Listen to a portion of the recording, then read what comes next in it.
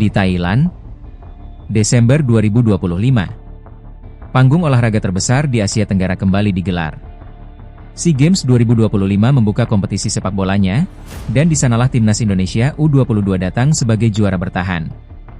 Ekspektasi kembali memuncak. Harapan seluruh pecinta Garuda kembali mengalir. Namun ada satu perbedaan besar dibanding edisi sebelumnya. Indonesia kini diperkuat 4 pemain abroad muda yang sedang naik daun. Mereka bukan hanya bermain di luar negeri. Mereka berkembang, matang, dan siap membawa kualitas yang berbeda. Sebagai tulang punggung, mereka hadir untuk mempertahankan medali emas. Inilah performa terbaru, kiprah mendalam, dan analisis kekuatan 4 pemain abroad timnas Indonesia U22 menjelang SEA Games 2025.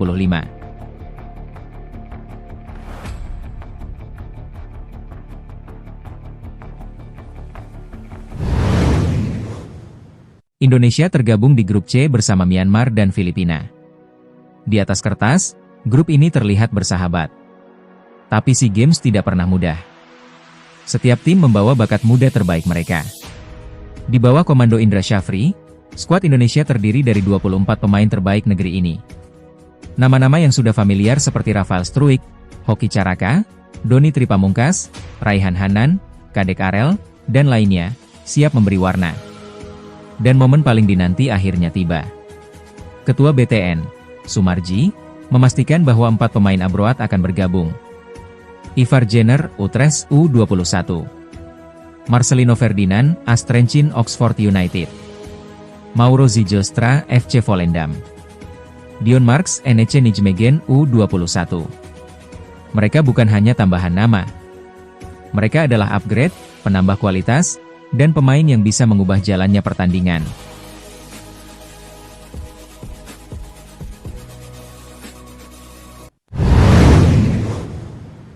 Pertama, kita mulai dari pemain yang sudah tidak asing lagi. Ivar Jenner. Nama yang telah menjadi bagian penting dari timnas Indonesia sejak era Shin Tae-yong. Musim ini, bersama Utrecht U21, Ivar tampil konsisten dengan 13 pertandingan dan 1 gol di Keukenkampioen Divisie.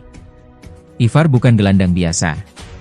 Ia adalah pemain yang bisa menjaga ritme, mengatur tempo, memulai serangan, dan menghancurkan serangan lawan dari lini tengah. Kemampuannya dalam transisi membuatnya sangat penting untuk gaya bermain Indonesia. Bersama timnas U22, ia memainkan 2 pertandingan menghadapi Mali, dan menariknya, ia dipercaya sebagai kapten. Penunjukan ini bukan sekadar formalitas. Pengamat sepak bola nasional, Yusuf Kurniawan, menyebut Ivar tampil luar biasa, terutama di laga pertama.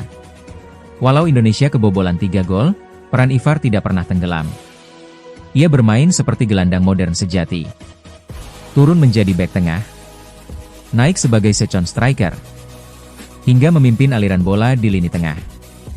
Mobilitas, visi, ketenangan, dan kecerdasan taktiknya menjadi alasan mengapa Indra Syafri menjadikannya pusat permainan, sekaligus pemimpin baru di lapangan.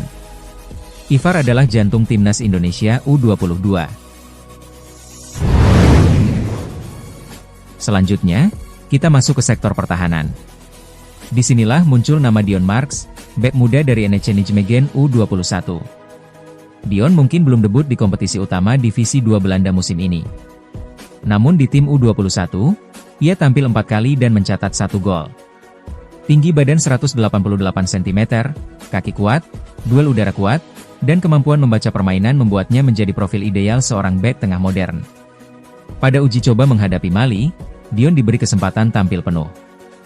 Dan responsnya? Luar biasa. Dalam hasil imbang 2-2, Dion bermain bersama Kadek Arel dan Muhammad Ferrari membentuk dinding pertahanan yang kokoh. Ia memenangkan duel, memotong serangan, dan memberikan ketenangan di lini belakang. Yang membuatnya spesial bukan hanya posturnya, tetapi ketenangan saat build up, sebuah kualitas yang sangat dibutuhkan timnas. Dengan kehadiran Dion, Indonesia tidak hanya punya bek bertahan, tetapi bek yang bisa memulai serangan.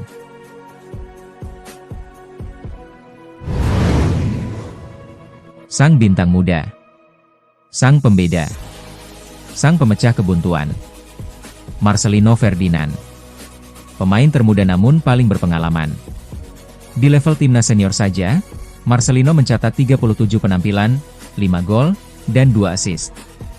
Pengalaman yang luar biasa untuk pemain seusianya. Kini, Marcelino sedang menjalani tantangan baru bersama Astrenčin di Slovakia, setelah dipinjamkan dari Oxford United. Debutnya terjadi pada 18 Oktober 2025, bermain 45 menit. Dan pada laga keduanya, ia bermain 18 menit melawan Spartak Trnava. Memang ia belum mendapat menit bermain yang banyak. Namun kualitas Marcelino bukan pada seberapa sering ia bermain, melainkan bagaimana ia memengaruhi permainan ketika diberi kesempatan.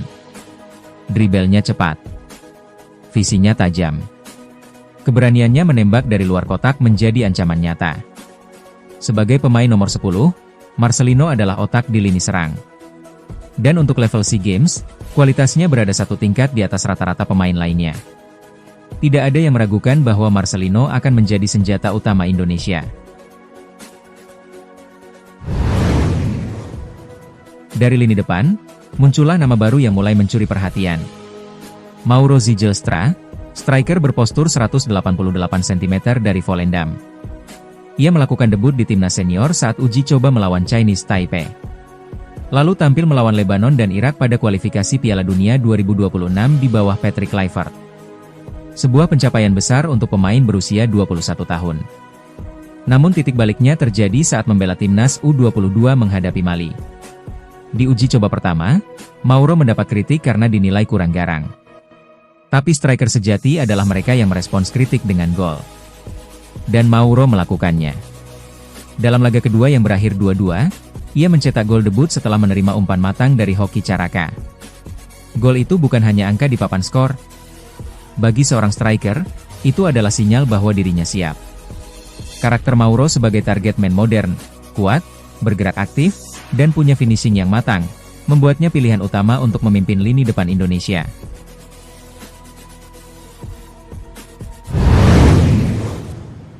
Jika kita melihat lebih dalam, 4 pemain abroad ini memberi Indonesia sesuatu yang berbeda. Ivar Jenner, stabilitas dan kontrol permainan. Dion Marks, ketegasan dan ketenangan di lini belakang. Marcelino Ferdinand, kreativitas si daya ledak serangan.